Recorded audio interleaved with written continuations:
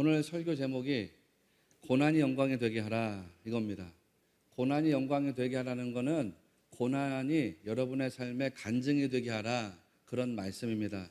고난을 통과하고 난 다음에 신앙의 굵은 간증들을 남기는 인생이 되라 그런 말씀입니다. 그런데 어떻게 하면은 고난이 영광이 되게 할 수 있을까? 어떻게 하면은 고난을 통과하고 난 다음에 이 고난 자체가 내 삶에 들어와서 간증이라고 이런 흔적이 남게 될까? 이미 답을 가지신 분도 있고 오늘 답을 가져가야 되는 분도 있습니다.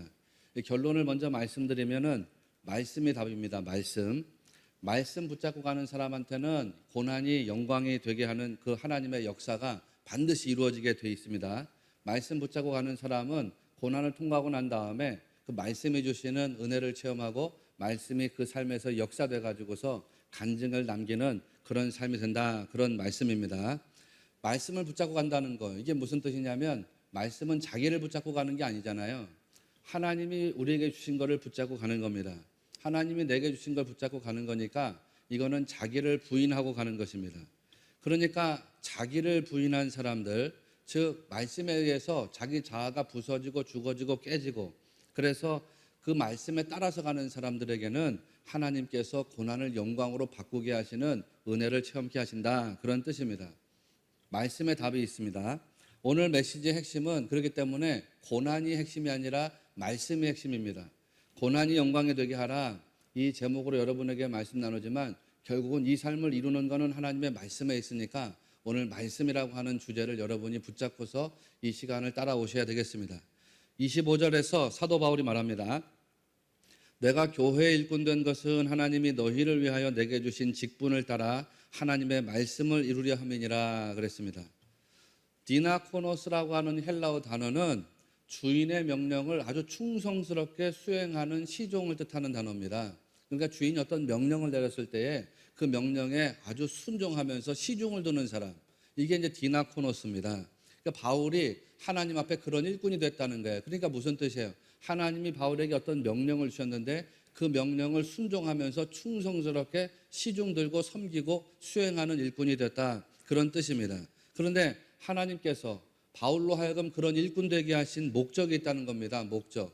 바울을 일꾼 삼으신 목적이 뭐냐? 그게 25절 보니까 하나님의 말씀을 이루려 함이니라 이렇게 나가고 있습니다. 이게 핵심입니다.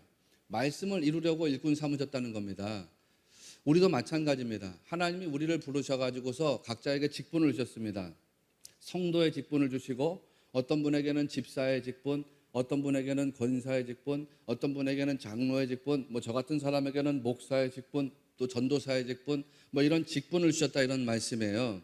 그런데 이 직분을 주신 이유가 있다는 거죠. 그 직분을 주신 이유가 뭐냐? 이유가 하나님의 말씀을 이루게 하려고. 이거는 이제 찰스 스펄전 목사님의 표현에 따르면은 구원을 위해서 쓰임받는 사람이 되라는 것입니다. 찰스 스펄전 목사님의 이야기를 여러 번 했지만 하나님께서 구원 자체가 목적이라 그러면 저나 여러분을 구원하신 바로 그 날로 우리를 다 죽음에 이르게 하시고 하나님이 우리를 불러가셔서 하나님 나라에서 영원토록 살게 하셔야 되는 거예요. 구원이 목적이라면. 근데 하나님은 나의 구원 자체가 목적이 아니에요. 그래서 구원받은 백성들로 하여금 이 세상을 살게 하시는 거예요. 여러분 구원받았다고 구원받은 날 죽는 게 아니에요. 하나님께로 가는 것이 아닙니다. 왜냐하면 하나님은 나를 구원하시는 거에 만족하지 않으시고 이 세상을 구원하시는 길을 원하시기 때문입니다. 그래서 구원받은 사람들이 이 세상을 살면서 저 죽어있는 사람들 구원하기를 원하시는 거죠. 온 세상 구원하기를 원하세요. 이게 이제 스펄전 목사님의 말씀 아닙니까? 오늘 바울의 이야기에 따르면은 이게 우리에게 주어진 사명인데 이 사명은 곧 뭐냐? 말씀을 이루어가는 것에 있다는 거예요. 성도가 존재하는 이유가 뭐냐? 하나님의 말씀을 이루어가는 거. 근데 하나님의 말씀이라는 게 곧 하나님의 뜻이잖아요. 그러니까 우리가 존재하는 목적 뭐냐? 하나님의 뜻을 이루기 위해서라는 것입니다. 하나님의 뜻. 성도는 하나님의 말씀, 즉 하나님의 뜻, 그 하나님의 뜻을 이루어가는 존재입니다. 그러면 하나님의 말씀, 하나님의 뜻을 이루어간다는 게 뭐냐? 26절 이하에 보니까 아주 거창한 표현 나오잖아요. 비밀이라고 하는 단어가 나오는데 이 비밀이 지향하는 대상이 누구냐? 보니까 예수 그리스도입니다. 예수 그리스도. 하나님이 비밀로서 감추어둔 말씀이 있는데 그 비밀이 드러나게 하시고 사람들로 하여금 그 비밀을 알게 하시고 그 비밀을 전하게 하셨대요. 근데 그 비밀이 누구예요? 그 비밀이 예수 그리스도 아닙니까? 그래서 29절에서 뭐라고 말하고 있습니까? 우리가 그를 전파하여 각 사람을 권하고 모든 지혜로 각 사람을 가르침은 우리가 그를 전파하여 그랬어요. 우리가 그를 전파해요. 그를 전파한다는 게 누구를 전파하는 거예요? 예수 그리스도를 전파하는 거 아닙니까? 그리스도를 전파하고 각 사람에게 권하고 각 사람에게 지혜로 가르친대요. 그 이유와 목적이 뭐냐? 각 사람을 그리스도 안에서 완전한 자로 세우려 함이니 이렇게 말씀이 나가요. 그 사람들을 완전하게 세우기 위해서 그리스도 안에서 완전한 자로 세우기 위해서 하나님의 말씀을 가르치고 하나님의 말씀으로 권면하고 그렇게 한다는 거예요. 그런데 여러분 성경 29절 말씀을 잘 주목해서 보십시오. 사람이 완전한 자가 되는 방법이 있어요. 사람이 완전한 자가 되는 방법이 뭐예요? 그리스도 밖에서 완전해지는 거예요? 그리스도 안에서 완전해지는 거예요? 그리스도 안에서 아닙니까? 그러니까 사람들은 그리스도 밖에서는 결코 완전해질 수 없다는 겁니다. 완전한 자라고 하는 단어의 뜻이 뭐냐면 결핍이 없는 상태라는 거거든요. 부족함이 없는 상태라는 것입니다. 여러분은 그렇게 고백하시는 인생이신가요? 나는 부족함이 없어. 목사님 저는 결핍이 없습니다. 목사님 저는 부족함이 없습니다. 제 인생 부족함이 없는 인생입니다. 이렇게 고백하시는 분 있나요? 만약 그런 분이 계시다면 그분은 그리스도 안에서 완전을 이룬 분인 거예요. 진짜 복된 성도거죠. 다윗이 그 영적인 신비, 그 신앙의 신비를 알고 있었기 때문에 시편 23편 1절에서 위대한 고백을 하잖아요. 여호와는 나의 목자시니 내게 부족함이 있다고요, 없다고요? 없으리로다. 이렇게 나가는 겁니다. 시편 34편에서는 뭐라고 했습니까? 너희 성도들아 여호와를 경외하라. 그를 경외하는 자에게는 부족함이 없도다. 이렇게 나가는 거예요. 다시 말씀드리지만 그리스도 안에 있을 때에 우리가 완전한 자, 그리스도 안에 있을 때 우리가 완전한 만족, 완전한 기쁨, 완전한 행복을 누릴 수 있다는 사실을 여러분 꼭 믿으시기를 바랍니다. 바울이 그거를 가르쳐주고 싶은 것입니다. 그거를 권면해주고 싶은 겁니다. 그래서 우리가 하나님이 우리가 주신 비밀의 말씀이 있는데 그 말씀이 뭐냐면 예수 그리스도거든요. 그 예수 그리스도가 우리 안에 충만하게 되는 거, 다르게 표현하면 그리스도 예수님과 연합을 이루는 거, 하나가 되는 거, 그리스도의 말씀이 내 안에 들어와서 나로 하여금 말씀으로 채워지게 하는 거, 그렇게 될 때 인생에 진짜 행복과 만족이 있으니까 여러분 그걸 이루십시오. 이렇게 되는 거예요. 여러분이 그리스도의 말씀으로 충만해지게 되시기를 축원합니다. 그러면은 인생이 다 풀린다는 것입니다. 행복도 만족도 기쁨도 풀린다는 겁니다. 그리스도 안에서 바울이 모든 사람에게 권하고 모든 사람들을 가르치는 목적이 뭐냐? 목적이 그리스도 안에서 완전한 자로 세우려고 한다는 것이죠. 사도 바울이 교회 일꾼으로 존재하는 목적이 바로 그것입니다. 우리도 똑같습니다. 우리도 예수 그리스도 그분의 십자가 보혈로 구원받은 백성 됐습니다. 하나님의 자녀 됐습니다. 그런데 하나님 거기에다가 만족하지 않고 우리를 세상으로 보내셨습니다. 파송에 파송. 우리를 세상에 보내셔서 이 세상 구원하는 데 쓰임받는 일꾼 되게 하셨습니다. 저도 일꾼이고 여러분도 일꾼입니다. 그러면 우리가 존재하는 목적이 뭐냐? 우리 똑같다는 겁니다. 그리스도 안에서 사람들을 완전한 자로 세우는 데 있습니다. 그것이 우리가 하나님의 일꾼으로 존재하는 목적이라는 겁니다. 목적. 그런데요, 이게 자기 힘으로 되지 않습니다. 내가 아무리 여러분에게 말씀으로 가르치고 권면한다고 하더라도 이게 잘 되지 않습니다. 여러분이 서로에게 말씀으로 가르치고 권면한다고 하더라도 우리가 말씀이 충만한 자로 살아가는 게 쉽지 않습니다. 그리스도 안에서 완전한 자를 이룬다는 게 쉽지 않습니다. 그러니까 바울이 29절에서 뭐라고 말하는가요? 29절 보세요. 이를 위하여 나도 내 속에서 능력으로 역사하시는 이의 역사를 따라 힘을 다하여 수고하노라. 이렇게 말씀이 나가잖아요. 바울이요, 자기의 힘으로 가르친다, 자기의 힘으로 권면한다 이렇게 말하지 않았습니다. 바울이 자기의 힘으로 말씀을 이루는 삶을 살아낸다 이렇게 말하지 않았습니다. 무엇요? 여기 보니까 29절에 내 속에서 능력으로 역사하시는 이의 역사를 따라 이렇게 나가잖아요. 역사라고 하는 말이 에네르게오라고 하는 이 헬라어 단어는 영어로 에너지라고 하는 말의 어원이 되는 단어입니다. 그러니까 뭐예요? 성령의 역사, 성령의 에네르게오라는 게 무슨 뜻이에요? 성령의 힘을 따라서 한다는 거잖아요. 자기 힘으로 하는 게 아니라는 거예요. 24절 말씀을 보세요. 24절에 보면 사도 바울이 뭐라 그래요? 괴로움을 기뻐한대요. 괴로움을 기뻐한대요. 그리고 그 뒤에 가서는 뭐라고 합니까? 그리스도의 남은 고난을 자기의 육체에 채운다 이렇게 표현하고 있지 않습니까? 그리스도의 남은 고난이라는 게 무슨 뜻이냐면 우리가 복음 전하다 보면은 고난이 따라 붙는다 그런 말씀이에요. 그렇잖아요. 우리가 복음을 전하다 보면은 고난이 따라 붙어요. 사람들이 나를 비난하기도 하고 사람들이 나하고 관계를 끊으려고도 해요. 그리스도의 복음을 전하려고 하면은, 그리스도의 말씀을 이루는 삶을 살아내려고 하면은 고난이 자꾸 나를 따라붙어요. 내가 하는 번 말씀대로 살아봐야지. 그러면 세상이 나를 그냥 내버려 두지 않습니다. 말씀대로 살지 못하도록 자꾸 나를 핍박하고, 말씀대로 살지 못하도록 자꾸 나를 도전하고, 나를 넘어뜨리려고 그렇게 한단 말이에요. 마귀 사탄이 그렇게 역사한단 말이죠. 복음을 전하고 말씀을 이루려고 할 때 그렇습니다. 그런데 바울이 뭘 이야기해요? 그런 고난을 자기의 육체에 채운다는 거예요. 내가 복음 전도할 때 고난이 따라붙습니다. 하나님 말씀을 이루는 삶을 살려고 하면 고난이 따라붙습니다. 그런데 그 고난을 내 육체에 채웁니다. 내 육체에 채웁니다. 고난을 육체에 채운다는 게 무슨 말이에요? 그 고난을 끌어안는다는 거 아닙니까? 끌어안는다. 고난을 끌어안고서 산다는 뜻입니다. 억울한 일도, 수치와 모욕도, 고난과 환난도 그냥 다 끌어안고 갑니다. 예수님 그렇게 하셨잖아요. 십자가를 지면서 억울한 죄를 다 뒤집어 쓰시고 거기서 달려 돌아가셨지 않습니까? 우리 죄를 위해서 십자가 달려 돌아가시는 건데도 불구하고 사람들이 침을 뱉고 욕을 하고 사람들이 예수님 때리고, 그런데 그 수치와 모욕과 억울한 거 다 끌어안고 다 예수님 그렇게 가셨지 않습니까? 우리 구원을 위해서 마땅하고도 당연하게 자기 육체에다가 고난을 담으셨잖아요. 고난을 채우셨잖아요. 고난을 끌어안으셨잖아요. 사도 바울도 그런 이야기를 한 것입니다. 바울도 감옥에 갇혀 있습니다. 지금 복음 전하다가 고난당하고 있는 것입니다. 어떤 때에는 바울을 보니까 40대에서 한 대 가만, 즉 39대 태형을 맞기도 했다고 그랬습니다. 어느 도시에 가가지고서는 귀신 들린 사람 귀신을 쫓아내줬더니 사람들이 바울을 고소해가지고 감옥살이를 하게 만들었습니다. 아주 억울한 일이죠. 수치스러운 일입니다. 그런데 24절에서 사도 바울이 뭐라고 합니까? 나는 이제 너희를 위하여 받는 괴로움을 기뻐하고 그리스도의 남은 고난을 그의 몸된 교회를 위하여 내 육체에 채우노라. 말씀 이렇게 나가잖아요.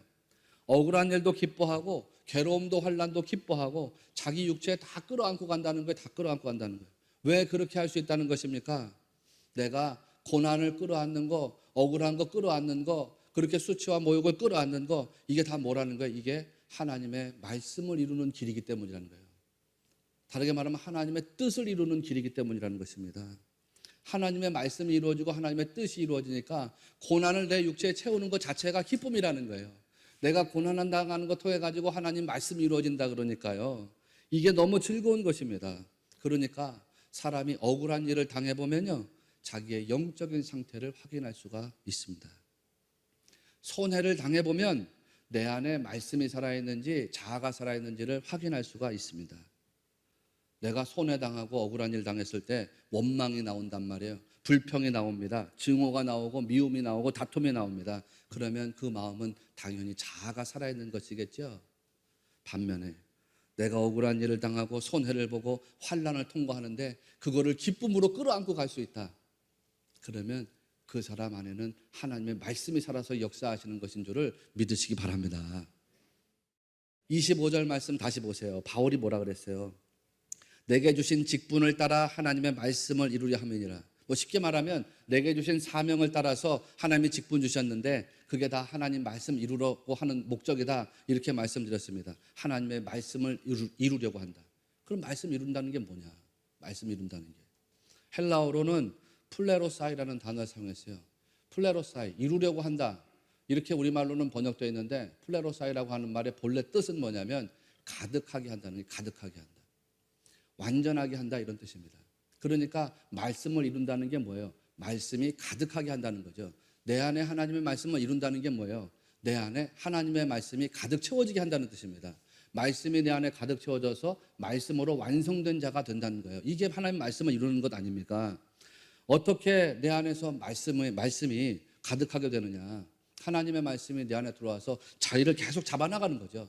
계속 잡아나가면은 이 말씀이 내 안에서 가득 채워지게 되고, 가득 채워진 말씀이 결국 흘러넘치게 되지 않겠습니까? 사랑하시는 여러분, 여러분 안에 다시 말씀드리지만 하나님의 말씀이 가득 채워지게 되시기를 주님의 이름으로 축복합니다. 말씀이 채워지면요, 그 다음에 이 사람이 말씀이 흘러나가는 삶을 살아갈 수밖에 없어요. 그렇게 되는 거예요. 이게 우리 사명이라는 것입니다. 여러분 직분을 가지고 있잖아요. 직분의 목적이 그거랍니다. 말씀을 가득 채우는 게, 내가 말씀을 가득 채우고요, 내 안에 있는 말씀이 저 사람한테 흘러가는 거죠. 그 저 사람도 말씀을 가득 채우는 거예요. 서로가 내 안에 채워져 있는 말씀이 흘러가게 해서 서로가 말씀으로 가득 채워지는 겁니다. 성도가 말씀으로 가득 채워지고 우리 신의 교회가 말씀으로 가득 채워져요.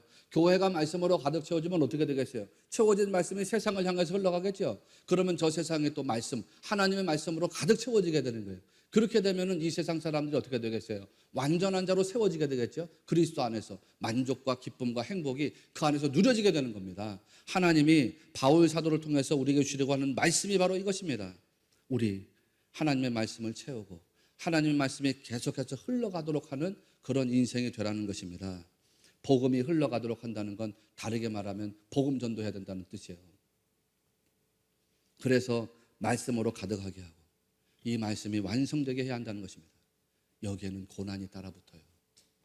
여기에는 억울함도 따라붙어요. 때로는 수치와 모욕감도 따라붙어요.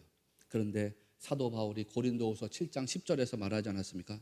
하나님의 뜻대로 하는 근심은 후회할 것이 없는 구원에 이르게 하는 회개를 이루는 것이라 그랬습니다. 여러분이 당하는 억울한 일들, 여러분이 당하는 고난이 결국 무엇을 이루느냐? 하나님의 뜻을 이룬다는 거예요.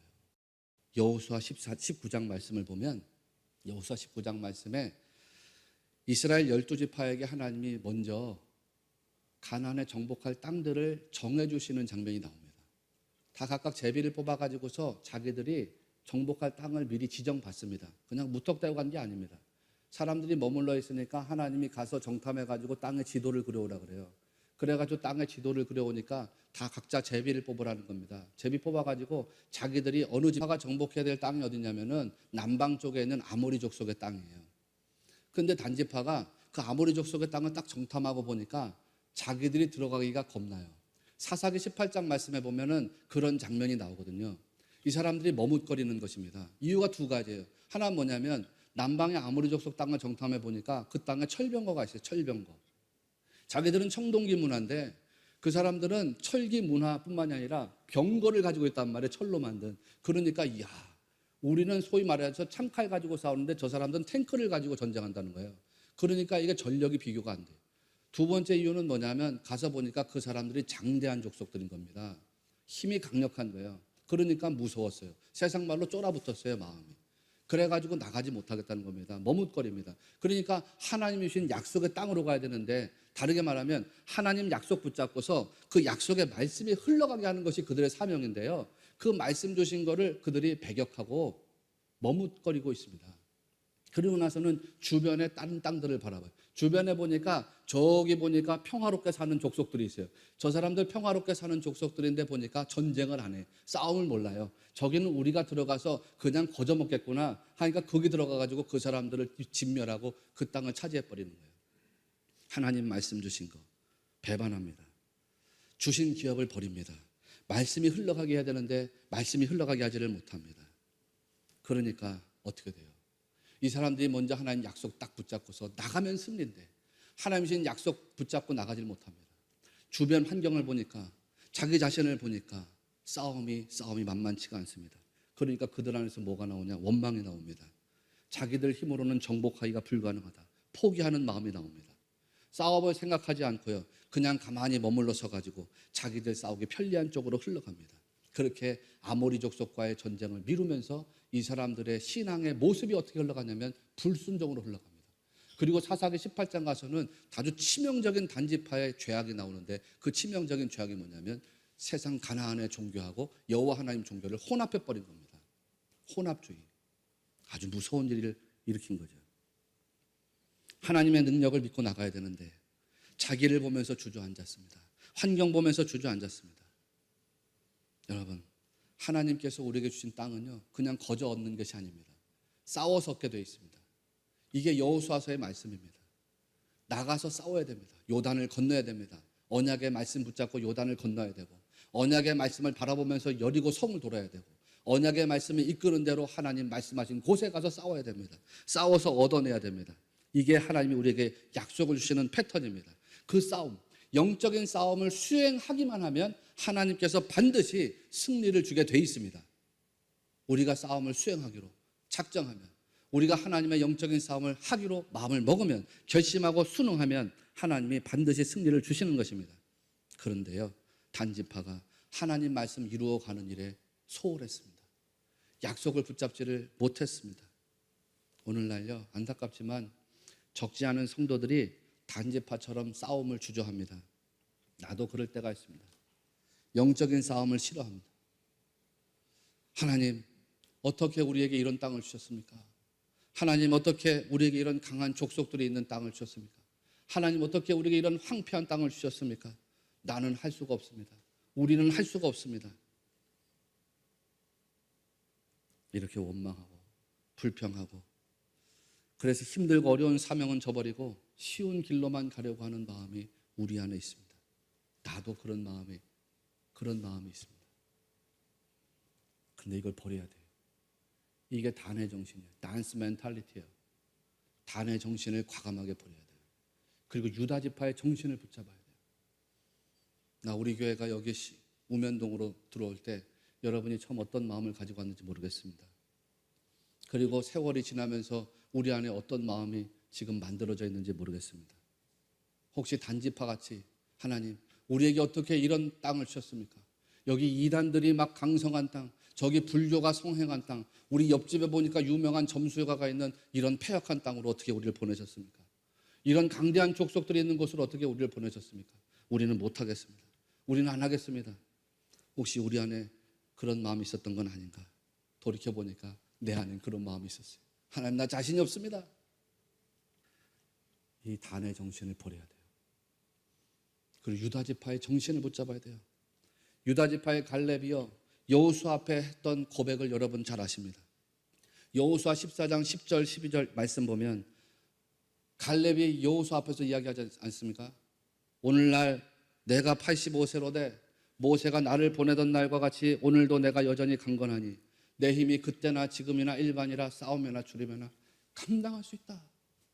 그러면서 하는 말이 뭡니까? 그날에 여호와께서 말씀하신 이 산지를 지금 내게 주소서, 그렇게 말합니다. 그날에 하나님이 말씀하신 거, 하나님이 약속하신 거, 그 약속하신 말씀대로 이 산지를 지금 내게 달라는 게, 지금 내게 달라는 게, 이게 유다의 정신입니다. 갈렙의 정신입니다. 그러면서 갈렙이 뭐라고 말했습니까? 여호수아 14장 12절 보니까요, 그곳에는 아낙 사람이 있고 그 성읍들은 크고 견고할지라도 여호와께서 나와 함께 하시면 내가 여호와께서 말씀하신 대로 그들을 쫓아내리이다, 이렇게 나와요. 네, 아멘이시죠? 그 사람들은 강하고 성읍이 강대하다고 하더라도 하나님이 주신 약속의 말씀을 내가 붙잡고 가면은 하나님이 그 사람들을 쫓아내실 겁니다. 이기게 하실 겁니다. 말씀 붙잡고 나가면 승리할 겁니다. 이게 유다의 정신입니다. 하나님 말씀이 내 안에 가득 채워지게 하고 그 말씀 붙잡고 나가는 거예요. 그 말씀이 흘러가게 하는 거예요. 그 삶의 능력의 역사가 나타나게 되는 것입니다. 우리가 이렇게 나가야 됩니다. 하나님이 여러분 여기 보내셨잖아요. 이 땅을 차지하라고 여러분을 심으신 뜻이 분명히 있을 거 아니에요. 이단이 막 판을 칩니다. 불교가 있고 유명한 점술가들이 있는 땅입니다. 싸우려고 하니까 만만하지가 않습니다. 그래도 싸워야 된다는 거예요. 영적인 싸움, 영혼을 구원하는 싸움, 하나님의 말씀을 우리 안에 먼저 가득 채우고 이 말씀이 흘러가게 하는 그런 삶을 살아야 된다는 거예요. 안주하면 안 된대요. 머뭇거리면 안 된대요. 여러분, 우리가 하나님 말씀 채우지 못하고 말씀이 흘러가지 못하게 한다 그러면요, 어떻게 되겠어요? 단지파처럼 되겠죠. 계시록 7장 5절부터 8절까지 말씀 여러분 기억하시는 거예요. 거기 보면요, 구원받은 14만 4천 명의 성도들이 나옵니다. 영적 이스라엘의 12지파가 나오거든요.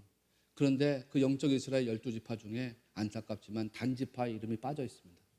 단지파 대신에 레위지파가 들어가 있습니다. 구원받은 12지파, 그 영적 이스라엘 가운데서 단지파가 완전히 배제된 겁니다. 버림받은 것입니다. 하나님 나라의 말씀을 채우지 않고 하나님 나라의 말씀을 흘러가게 하지 않으니까 하나님 나라에서 결국은 버림받은 백성이 되더라는 것입니다. 그러나 반면에 유다지파처럼 하나님 말씀 붙잡고 약속의 말씀 붙잡고 그 말씀을 내 안에 채우고 그 말씀으로 담대하게 세상이 흘러나가게 하니까 어떻게 되던가요? 구원의 은혜를 체험하죠. 정복하는 은혜를 체험하죠. 다스리는 권세를 누리게 되죠. 사랑하시는 여러분, 우리 모든 성도들이 그렇게 되기를 바랍니다. 그렇게 말씀을 붙잡고 기도하면 반드시 은혜를 체험합니다. 하나님 말씀의 능력 체험합니다. 그래서 여러분이 받은 바 하나님 말씀의 능력과 은혜를 체험하게 되면 그 은혜를 열심히 흘러가게 하는, 그 은혜 전하는 성도가 되시라, 이런 말씀이에요. 말씀이 여러분 안에 가득하게 하시고 말씀이 흘러가게 하시고 그 말씀의 능력으로 여러분, 온 세상에 하나님의 말씀을 이루어나가는 우리 교회와 성도들이 되시자, 이런 말씀이에요. 입술을 여세요. 그리고 여러분 삶을 보이세요. 복음이 흘러가게 하세요. 복음이 전도되게 하세요. 자기 욕망이 흘러가게 하지 마세요. 자기 인생의 정욕이 흘러가게 하고, 자기 안에 있는 부정적인 감정이 흘러가게 하고, 자기 안에 있는 뭔가 패역한 죄가 흘러가게 하고, 자기 안에 있는 어떤 탐심과 욕망이 흘러가게 하는 인생 되는 것이 아니라 하나님의 말씀이 가득 채워져 가지고 그 말씀이 흘러가게 하는 그런 인생들이 되시기를 바랍니다.